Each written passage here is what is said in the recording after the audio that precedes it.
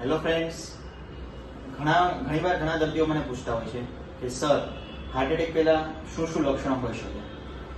નમસ્તે, હું છું ડોક્ટર વિશ્વમ ધોળિયા, સ્વાસ્થ્યની વાતોમાં. આજે આપણે વાત કરીશું કે હાર્ટ એટેક પહેલા શું શું લક્ષણો હોઈ શકે. તો જનરલી હાર્ટ એટેકમાં તો તમને ખબર જ છે કે છાતીમાં એકદમ અસહ્ય દુખાવો થવો, પરસેવો રેબઝેબ થઈ જવું, શ્વાસ ચડવો, બંને હાથમાં દુખાવો થવો, ગળામાં દુખાવો થવો. તો આ બધા જ લક્ષણો હાર્ટ એટેકના છે. પરંતુ હાર્ટ એટેક પહેલા શું લક્ષણો હોઈ શકે? તો ક્લિનિકલી અમે જેટલું જોયું છે અને જેટલું પ્રેઝન્ટ થયેલું છે, તો એમાં એવું છે કે જનરલી દર્દીને ચાલવાથી તકલીફ થતી હોય છે. ચાલવાથી છાતીમાં દુખાવો થવો, ચાલવાથી એસિડિટી થવી, જે જનરલી દર્દી એસિડિટી તરીકે સારવાર લેતા હોય છે. એકચ્યુઅલી આ હૃદયના લીધે બી હોઈ શકે.